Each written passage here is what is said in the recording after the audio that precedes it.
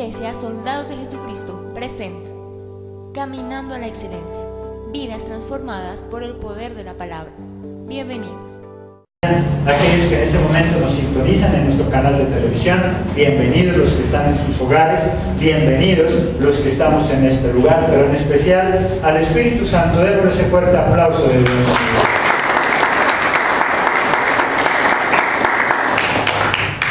Les invito a que abramos nuestras Biblias en Apocalipsis capítulo 11, que es lo que nos corresponde para hoy. Apocalipsis capítulo 11. Y nuestro tema de hoy, testigos de Dios. Como en la mayoría de los capítulos de Apocalipsis, y lo hemos dicho, es muy común que muchos le den una serie de interpretaciones.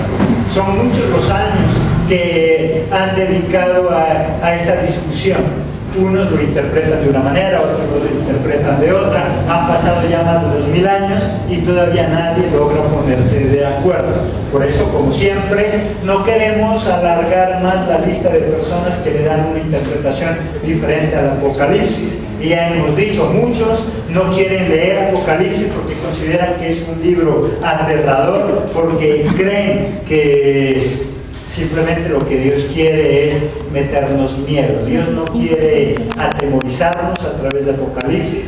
Lo que Dios quiere es mostrarnos lo que nos puede pasar si nosotros no cumplimos con algunas cosas. Apocalipsis es un libro profético, sí, pero simbólico. Mucho de lo que está ahí son símbolos con los cuales nos quiere decir. En esta ocasión nos habla de dos testigos de Dios, dos testigos de su palabra. Igual muchos le dan interpretaciones de quiénes son esos testigos, y en esta ocasión simplemente nosotros vamos a creer y a entender que se refiere a cualquiera de nosotros que hemos recibido de su palabra, que hemos sido transformados. Cuando tú y yo recibimos a Cristo en nuestro corazón, Él nos habla, Él nos revela su palabra, nos convertimos en sus testigos. ¿Qué es un testigo? Es alguien que da veracidad de algo que ha visto o ha escuchado. Cuando tú vas a un juzgado o algo así, por lo general te piden testigos. ¿Y qué es lo que harían esos testigos? ¿Qué es lo que dicen esos testigos? Simplemente lo que vieron. Por lo tanto, tú y yo podemos ser testigos de Dios simplemente contando sus maravillas, simplemente dando testimonio de lo que Él ha hecho en cada uno de nosotros. Tú eres testigo del poder de Dios. Si tú miras tu vida, si tú miras lo que Él ha hecho en ti, ya puedes considerarte un testigo de Dios, que vamos a atestiguar, a decir, a proclamar lo que Él ha hecho. Vamos a mirar qué debemos tener en cuenta entonces para ser esos verdaderos testigos de Jesús. Primero, un testigo de Dios tiene la protección de Dios, que es lo que nos habla ahí. Miremos en el versículo 5. Si nosotros miramos ahí en el capítulo 11, hay un título que dice los dos testigos. ¿Qué características o qué sucede cuando nosotros nos atrevemos a ser sus testigos? Primero, lo que tenemos es su protección, la protección de Dios. Ahí en el versículo 5, si alguno quiere dañarlos, sale fuego de la boca de ellos y devora a sus enemigos.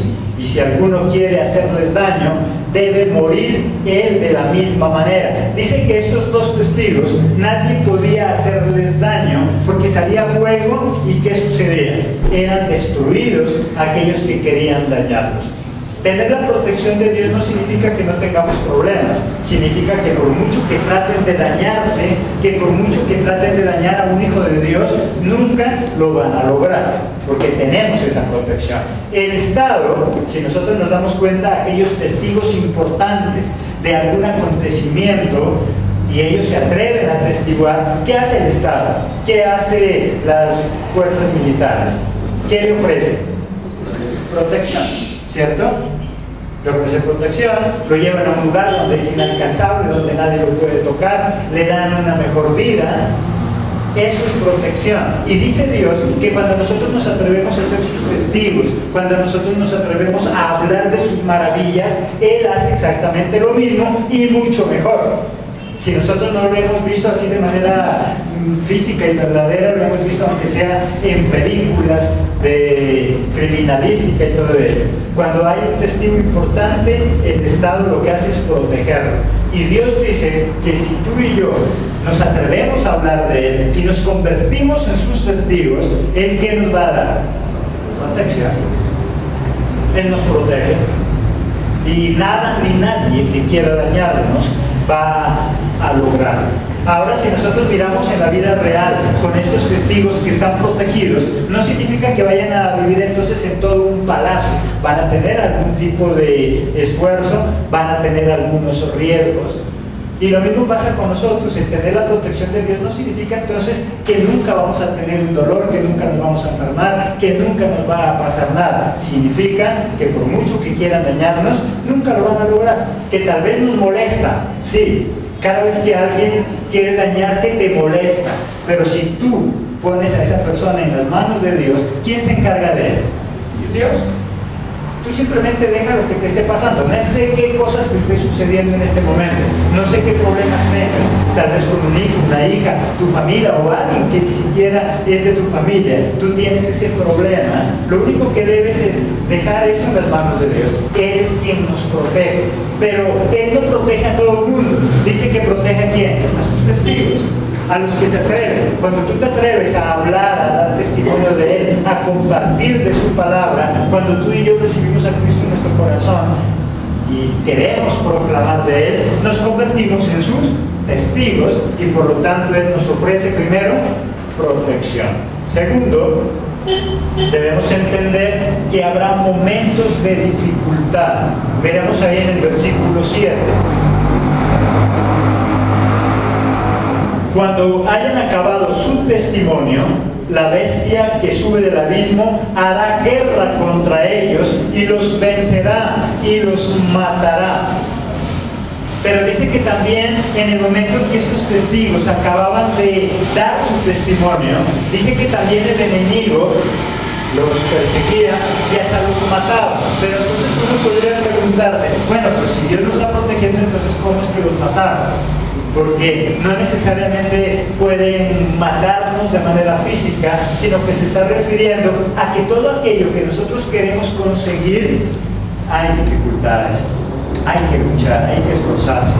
Dios te cuida, Dios te protege, pero si tú tienes anhelos, sueños, propósitos que alcanzar, también tenemos que sufrir algún tipo de penalidades. Y siempre hemos dicho algo, si tú estás buscando algo que dices que es importante, precisamente es importante porque es difícil de conseguir. En el momento que eso que tú estás buscando y que es muy importante, es fácil de conseguir y todo el mundo lo puede obtener, deja de ser importante. Si ya todo el mundo lo puede tener, entonces ¿qué importancia? Ya es algo popular. Pasa como cualquier prenda u objeto que nosotros queramos comprar. Si tú quieres comprar algún electrodoméstico que es único, si tú quieres comprar una prenda de vestir que es única, ¿será que la consigues al mismo precio que eso que está en una canastilla de promoción? No, porque lo que está en esa canastilla de promoción no es único. Eso lo puede tener cualquier persona. Es más, ¿cuántas veces nosotros hemos comprado un bonito pantalón café con unas pepitas ahí en esa canastilla de promoción? Y oh sorpresa, salimos a la calle y ¿quiénes lo tienen? Todos. Y pensamos que salimos con uniformados. Todo el mundo sale con el mismo pantalón. ¿Precisamente por qué? Porque estaba en promoción, porque era usado, porque ahí estaba, porque eso no era muy especial. Pero en cambio, si tú quieres algo único, algo especial, algo solo para ti, eso te va a costar, porque eso es único. Y lo mismo pasa con cualquier cosa que queramos conseguir. Entre más grande, entre más importante sea lo que tú y yo queremos conseguir, más costoso, más difícil, más esfuerzo, pero a la vez también más satisfacción. Por eso no es de ese todo sufrimiento. Si tú le preguntas a aquellos que tienen cosas únicas, ellos son felices, les ha costado, sí, pero son únicos en tenerlo y eso les da cierta felicidad y cierto gozo. Por lo tanto, no es un sufrimiento total, sino una dificultad para conseguir. Y debemos entender que todas las cosas en este mundo tienen un precio, cuesta. Tú quieres tener el mejor matrimonio, ¿Será que todo el mundo lo puede tener? Cuesta hacerlo. No todo el mundo puede tenerlo. ¿Más eso quiere decir que es imposible? No. Tú quieres ser el mejor empresario, lo puedes lograr, pero no todo el mundo lo ha logrado tampoco, porque significa que van a haber dificultades. Y dice que los testigos, estos dos que muestra ahí en Apocalipsis, dice que primero tienen la protección de Dios, pero que después de dar su testimonio también serían perseguidos y aún muertos. Y muchos de nosotros, cuando no entendemos eso, nos descuidamos de tal manera que después de haber logrado algo, nos quedamos sin nada, como haber quedado muertos.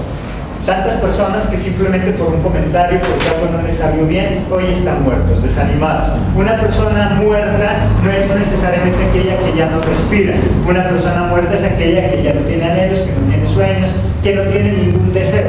¿Cuántas personas nosotros encontramos muertas? Hogares muertos. Y uno podría decir, ¿cómo es un hogar muerto? Cuando ya no tiene ningún sueño, cuando ya no tiene ninguna expectativa, cuando todo les da igual. Hay hogares donde todo les da igual.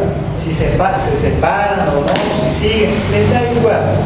Eso es una persona desanimada y por lo tanto, ¿qué significa? Una persona muerta. El bien que las cosas importantes entonces dejen de ser difíciles, dejan también automáticamente de ser importantes. Es más, para Dios dice que tú y yo, ¿qué somos? Importantes. Pero porque de alguna manera dejamos que Él transforme nuestra vida. Por eso llegamos a ser importantes. Ser testigos, entonces, ¿qué es lo que nos dice ahí? Ser testigos de las maravillas de Jesús no es fácil. La gran mayoría lo busca a Jesús tan solo para beneficiarse de milagros. Aman los milagros, pero a Jesús casi no. Muchos sirven a Jesús no porque les interese ayudar a la salvación de almas, lo único que les interesa es suplir sus propias necesidades personales. Recordémoslo ahí en Filipenses 1:15.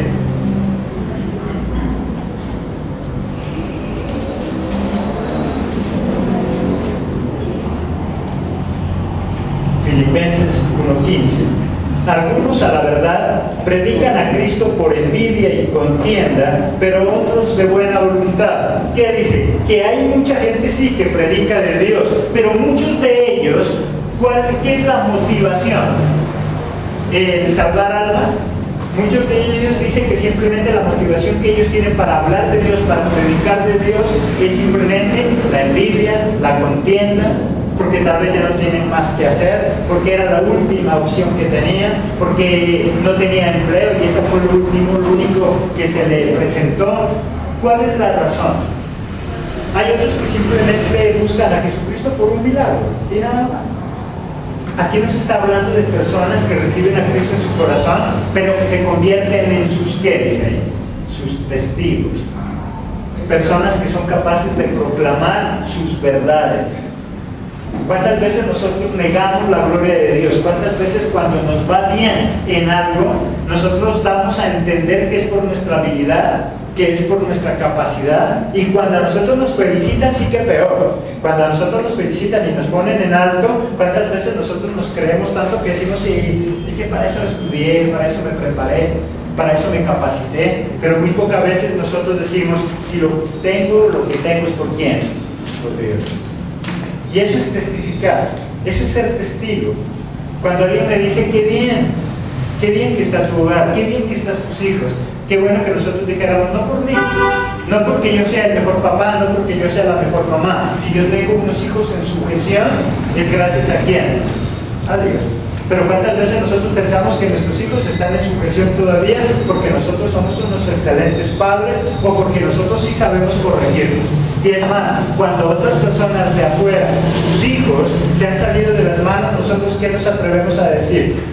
Es que eso es falta de corrección. Si fueran mis hijos y si fueran nuestros hijos y nosotros no estuviéramos con Cristo, ¿cómo fueran nuestros hijos? Igual que ellos. Igual se habrían salido de nuestras manos. Por lo tanto, ¿cómo es testificar? ¿Cómo es convertirme en testigo de Dios? Cuando yo doy a conocer que lo que tengo es gracias a Dios. Cuando yo doy a conocer las maravillas de Dios en nuestra vida. Cuando nosotros mismos reconocemos lo que Dios ha hecho en nosotros. Pero cuando nosotros estamos pasando por dificultades, ¿cuántas veces nos lamentamos? Cuando las cosas están pasando bien, cuando todo me sale bien, entonces soy el cristiano más feliz. Pero cuando las cosas no están saliendo tan bien y como esperaba, ¿damos testimonio de Dios? ¿Nos convertimos en sus testigos? Dios dice que Él quiere testigos, personas dispuestas a compartir de Él. Pero nosotros hoy encontramos cantidad de cristianos. Hoy casi todo el mundo es cristiano. Ser cristiano está de moda. Pero ¿por qué busca a Cristo? ¿Porque quiere que transforme su vida? ¿Porque quiere ser testigo de lo que Dios hace? ¿O simplemente porque quiere beneficiarse de un milagro? Tercero, ¿qué sucede con un testigo de Dios? Seremos objeto de escarnio público. Ahí en el versículo 8, ¿qué dice? Y sus cadáveres estarán en la plaza de la grande ciudad, que es en sentido espiritual, se llama Sodoma y Egipto, donde también nuestro Señor fue crucificado. Pero también dice que cuando nosotros nos atrevemos a hablar de Dios, también estamos expuestos a ¿qué es? A ese escarnio público, a ser demeritados. Y muchas veces eso es lo que a nosotros no nos gusta, y no solamente en lo espiritual. Cuando tú te atreves a hacer algo importante en la vida, debes entender que no todo el mundo te va a alabar, muchos también van a quererte dañar. Cuando nosotros hacemos algo importante, debemos entender que más de uno se va a burlar de nosotros. ¿Cuántos hoy en día, después de ser cristianos, están afuera? Porque no fueron capaces de soportar ese tipo de insulto, de maltrato, esa humillación que muchas veces nos vemos expuestos. Y si tú quieres lograr algo, no solamente en lo espiritual, debemos entender que muchas personas van a querer todo lo contrario. Lo más difícil de superar para una persona es el rechazo de los demás. Es por esta razón que muchos terminan haciendo cosas agradables para los demás. Al ser humano lo que más nos cuesta es sentir el rechazo de las otras personas. Nosotros por lo general queremos que todo el mundo nos aplauda, nosotros queremos que a todo el mundo le agrademos, y cuando nos damos cuenta que hay algunas personas a quienes no le agradamos, entonces eso es lo que más nos duele a nosotros. Por lo tanto, en el mundo mismo, cuando alguien quiere ofender a alguien, ¿qué dice? Que le pague ¿con qué tipo? Con la indiferencia. Págale con, ¿qué dice? Con indiferencia, porque eso es lo que más le duele al ser humano, cuando le es indiferente a lo que nos está pasando. ¿Cuántas veces nosotros queremos mostrar algo y queremos que al mostrarlo nos feliciten? Pero cuando no sucede eso, cuando no nos felicitan, cuando ignoran lo que estamos haciendo, ¿cómo nos sentimos? Cuando tú estás haciendo un trabajo y quieres que los demás se den cuenta de él y ni siquiera te voltean a ver, ¿cómo te sientes? ¿Cuántas veces en la casa la esposa hace bien su trabajo, lo arregla, está esperando que alguien le diga lo bonito que está, y muchas veces se nos olvida, no nos damos cuenta? ¿Y cómo se siente? ¿Se siente bien? ¿Se siente mal? Y eso es lo que más nos reclaman las esposas a nosotros. La esposa se mandó a pintar el pelo, se hizo crespa, nos da vueltas por al frente, se pone el moño, se le cae, se lo vuelve y lo levanta, y nosotros ni cuenta. Y cuántas veces la esposa nos pregunta, ¿sí mira algo raro? ¿Se le está cayendo el pelo? Y quería que nos demos cuenta de eso especial, pero no nos damos cuenta. Y ese fue suficiente motivo para que inclusive esta semana sea la peor semana. Porque no nos dimos cuenta, porque ignoramos, porque al ser humano nos cuesta aceptar el rechazo de los demás. Y dice que algo que tenían que vivir estos testigos: ser objeto de escarnio público, ser objeto de humillación. Cuarto, ¿qué más tenían que superar estos verdaderos testigos? Muchos se alegrarán de nuestros males. Ahí en el versículo 10, ¿qué dice? Y los moradores de la tierra se regocijarán sobre ellos y se alegrarán y se enviarán regalos unos a otros, porque estos dos profetas habían sido atormentados a los moradores de la tierra. Que dice que cuando miraban ya sufrir a estos dos profetas, a estos dos testigos, ¿qué dice que haría la humanidad? Alegría total, tanto que entre ellos mismos se enviarían regalos alegres de lo que le estaba pasando. ¿Qué quiere decir eso? Que yo debo entender que ese tipo de cosas son normales. La humanidad muchas veces es cruel. Si a nosotros nos ven caer, son muy pocos los que nos dan la mano para levantarnos. La gran mayoría, ¿qué es lo que hacen? Al caído, caer. Y debemos entender que eso aquí en la humanidad es normal. Cuando yo no entiendo eso, entonces me es difícil levantarme. Si tú y yo queremos levantarnos de una crisis, debemos entender que así como hay algunos que quieren ayudarnos, también van a haber muchos que dicen se van a alegrar. Tanto era la alegría de los habitantes de la tierra al ver caer a esos testigos de Dios, que entre ellos mismos, ¿qué dicen que se daban? Regalos. Se hacían fiesta para ellos porque estaban contentos, pero debemos entender que eso es normal. Cada vez que nosotros vayamos a hacer un proyecto grande, cada vez que nosotros vayamos a hacer algo importante en nuestra vida, debemos entender que hay personas que no les va a gustar. ¿Cuántas veces nosotros salimos frustrados de lo que estamos haciendo y ya no queremos hacerlo más? Simplemente porque no logramos superar eso, el rechazo. Lo que Jesucristo esta noche quiere decirnos es, si tú y yo queremos llegar a ser personas de éxito, debemos ser inmunes a ese rechazo. Si tú y yo queremos ser personas importantes, debemos entender que muchos nos van a rechazar y no por eso nos vamos a morir. ¿Cuántas personas hoy en día ya no quieren salir a la calle porque alguien en algún momento se burló cuando le miró alguna deficiencia en él? En el colegio, ¿cuántas personas viven frustradas y les ha sido imposible recuperarse porque simplemente un día cuando iban a exponer algo los compañeros se burlaron? Y eso fue suficiente motivo para ya nunca más quererlo hacer. Porque nos cuesta superar eso. Debo entender que cuando yo voy a hacer algo siempre voy a encontrar dos tipos de personas. Personas que les va a gustar, personas que me van a apoyar, pero personas que igual se van a burlar. Y yo debo ver la burla de los demás como algo normal.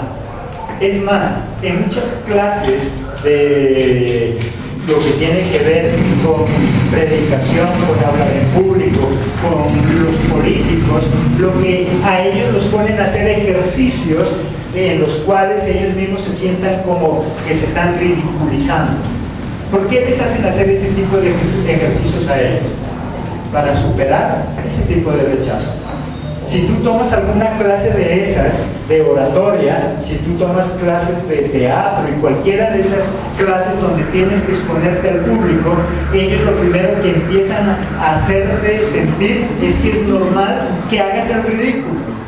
Y te empiezan a enseñar a hacer monerías y cosas con el fin de que te acostumbres a que otras personas puedan burlarse de ti.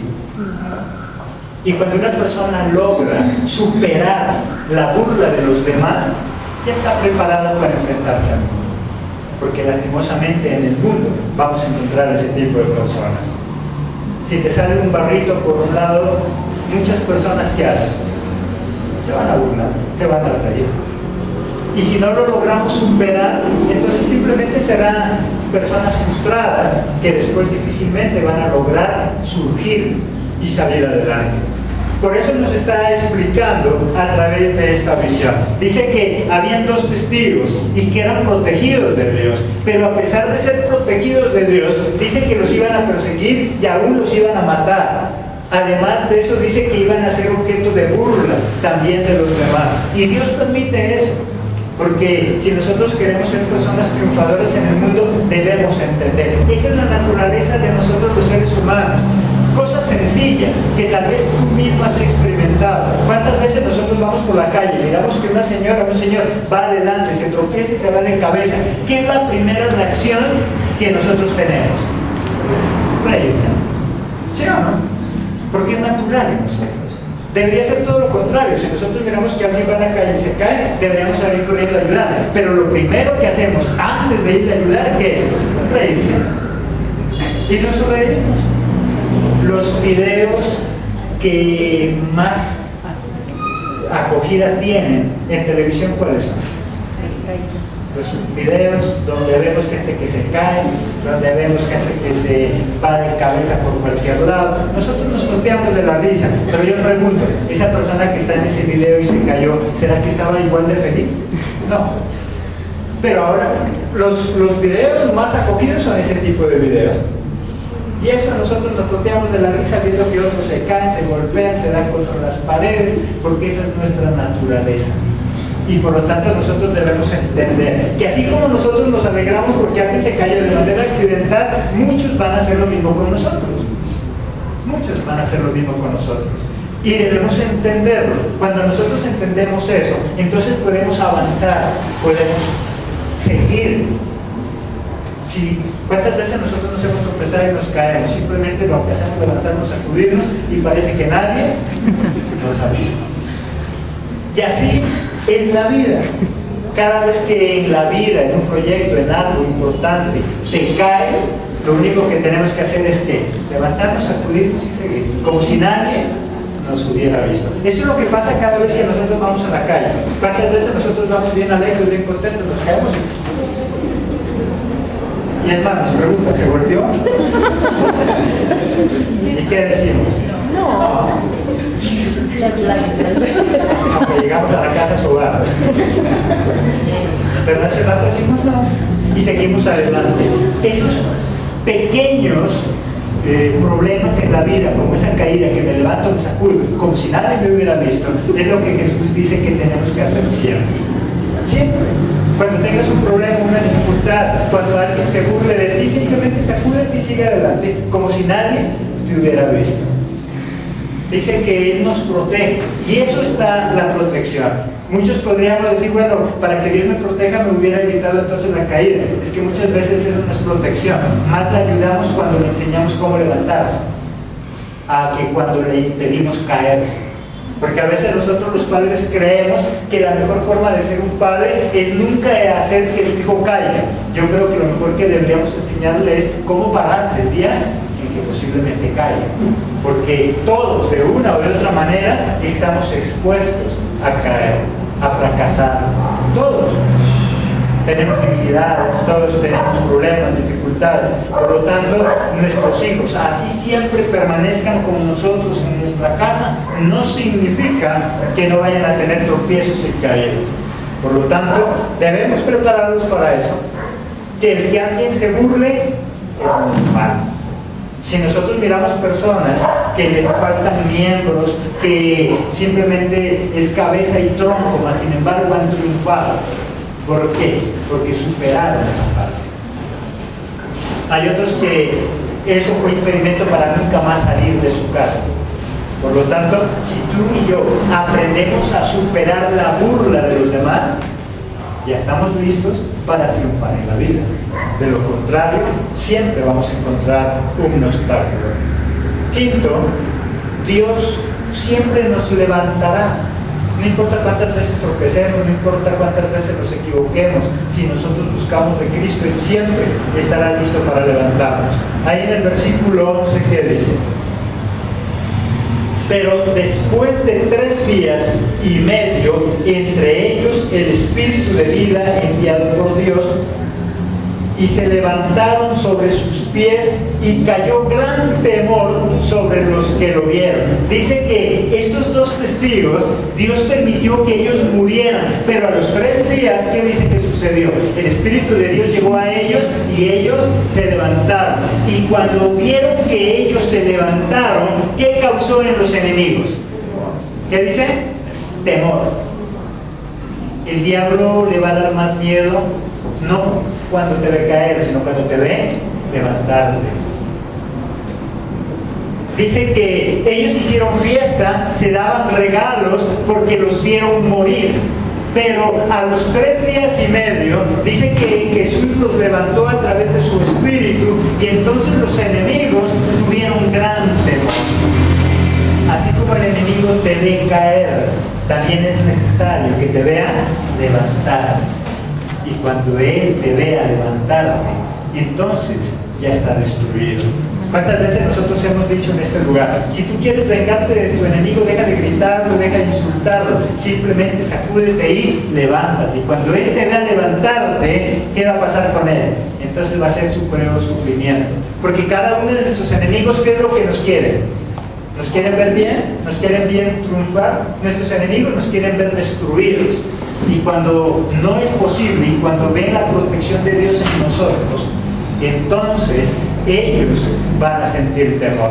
Mira que algo maravilloso pasa ahí. Dice que Jehová de los ejércitos no les impidió que los enemigos los mataran. Él permitió eso para después levantarlos, y tan solo cuando los levantaron, los enemigos se llenaron de temor. Si Dios no permitía que pasara eso, los enemigos se hubieran llenado de temor. Los enemigos seguían atacando. Pero cuando ellos vieron que fueron levantados por Jesús, entonces se llenaron de miedo. No te asustes si has caído, no te asustes si tienes problemas.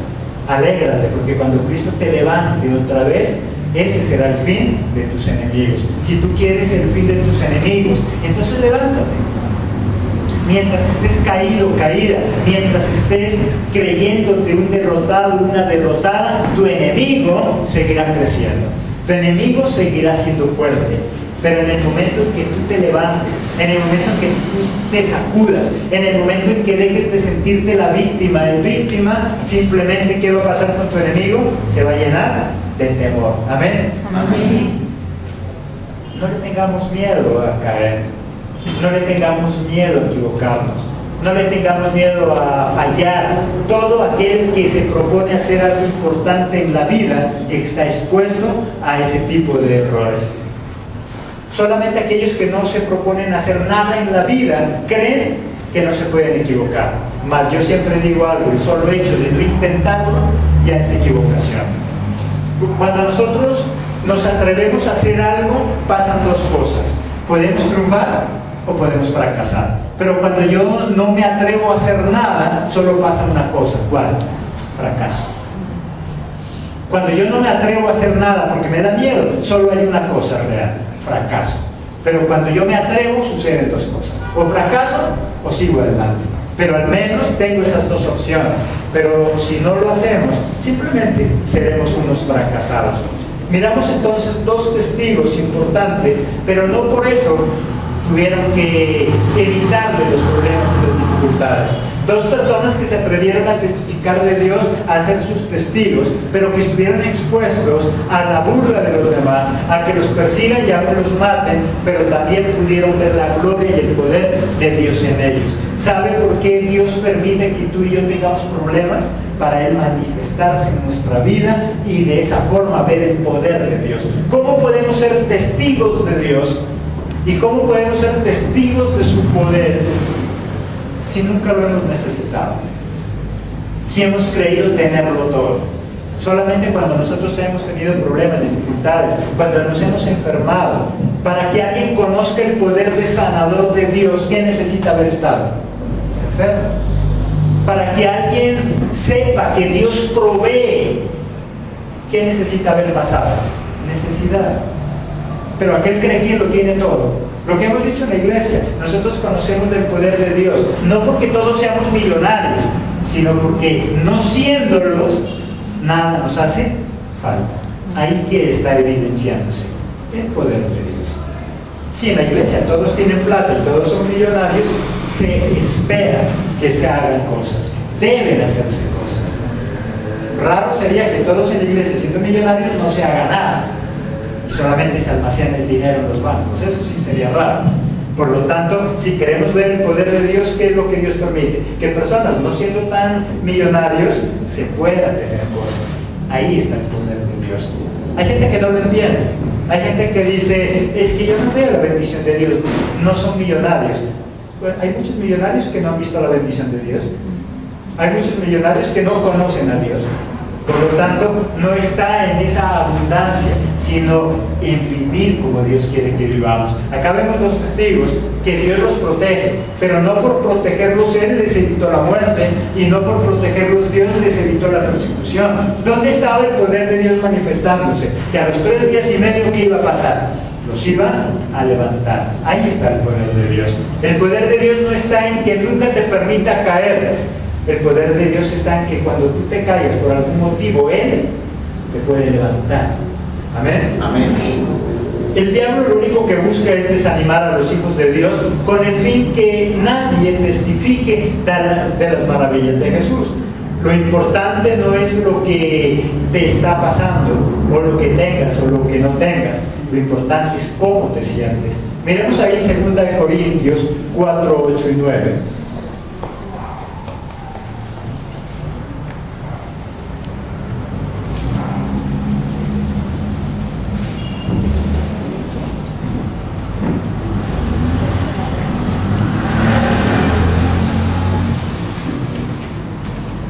De Corintios 4, 8 y 9. ¿Qué dice Pablo? Le hablo desde el cielo. Pero tenemos este tesoro en vasos de barro para que la excelencia del poder sea de Dios y no de nosotros, que estamos atribulados en todo, mas no angustiados, en apuros, mas no desesperados, perseguidos, mas no desamparados, derribados, pero no destruidos. Esa era la vida de Pablo, y eso es lo que él decía. ¿Por qué él era tan importante? Porque él dice, aunque yo estoy caído, pero no estoy destruido. Aunque tal vez las cosas que me han pasado me hacen ver caído, pero no estoy destruido. ¿Qué quería decir él? Aunque tengo problemas, aunque tengo dificultades, todavía tengo ganas de seguir luchando. Lo importante no es tanto qué es lo que tienes o qué es lo que no tienes. Lo importante es cómo te sientes. Pablo dice que estaba caído, pero él ¿cómo se sentía? ¿Un fracasado o un vencedor? Él se sentía un vencedor, aunque él acepta que estaba caído. Él dice, yo estoy caído, mas no vencido. Y tú y yo, qué bueno que podremos aprender, y también aprender a sentirnos esos victoriosos a pesar del problema, y que nosotros podamos decir, yo tengo un problema, pero no estoy destruido. Yo tengo una dificultad, pero no estoy destruido. El problema es cuando nosotros nos negamos a esa dificultad. Cuando nosotros nos negamos a esa dificultad, empezamos a pelear con Dios. ¿Pero por qué a mí? ¿Y por qué yo? ¿Y por qué hice yo? ¿Y por qué otros no? No debes pelear, no debemos pelear con Dios.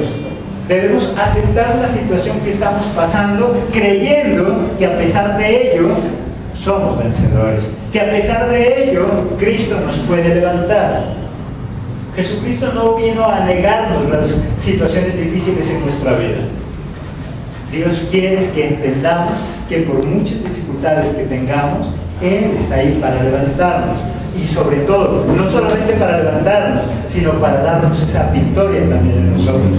Pablo, él no niega que estaba caído, pero él acepta que él era un vencedor. El hecho de que tú y yo tengamos problemas no significa que estemos derrotados. El hecho de que un boxeador pierda un round, ¿significa que perdió la pelea? No. El hecho de que el mejor equipo de fútbol vaya perdiendo 3 goles a 0, ¿significa que ya perdió el partido? No. Puede sentirse victorioso y yendo perdiendo. Lo importante es qué va a pasar al final. Y lo mismo pasa contigo y conmigo. No es qué es lo que te está pasando en ese momento, es lo que Dios va a hacer con tu vida. Tal vez lo que nos está pasando en nuestra vida pareciera que nos vieran como unos caídos o fracasados, pero es cómo te sientes tú. Hay gente que lo tiene todo, pero se siente fracasado. Si tú miras las noticias, la gran mayoría de los que se suicidan no son los pobres y los que no tienen para comer. Cuando nosotros miramos en la televisión, ¿quiénes son los que se suicidan? Gente que tiene mucha plata, gente que tiene fama, gente que parece que lo tiene todo, tanto que nosotros mismos nos preguntamos, ¿y cómo así? ¿Por qué se mató? Si parecía que lo tenía todo. hombres bien puestos, mujeres hermosas, y terminan suicidándose, y con mucho dinero. Por lo tanto, el tener ese tipo de cosas no significa que sea un vencedor, es cómo se siente. Hay gente que tiene dinero y se siente un fracasado, tanto que lo lleva a suicidarse. Hay gente que no tiene nada, pero se siente un vencedor, tanto que cada vez tiene más ganas de vivir. Hay gente pobre que a veces no tiene ni para comer, que tiene muchas ganas de vivir. No tendrá que comer, pero tiene ganas de vivir. Y hay otros que tienen mucha comida y no tienen ganas de vivir. Ya están muertos. Por lo tanto, no es cómo tú te sientes, o no es que es cómo estás ni qué tienes, sino cómo te sientes. Podrás estar caído, pero nunca sentirte un derrotado. Pablo dice: yo estoy caído, pero derrotado jamás. Porque mientras tenga la esperanza de levantarme, un día me voy a levantar. Ser testigo de Dios, tener un gran sueño o querer alcanzar un gran propósito, no es fácil, pero tampoco imposible. Para el que cree, todo es posible. Nunca te desanimes, sigue adelante, nunca te desvíes del camino de Jesús y serás victorioso. Amén. Amén. De la gloria se Padre.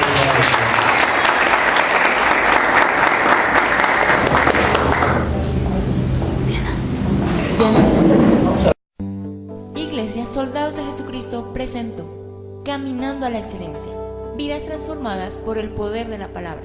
Míranos todos los jueves a las 6 de la tarde y todos los domingos a las 9 de la mañana y 11 de la mañana. Te esperamos.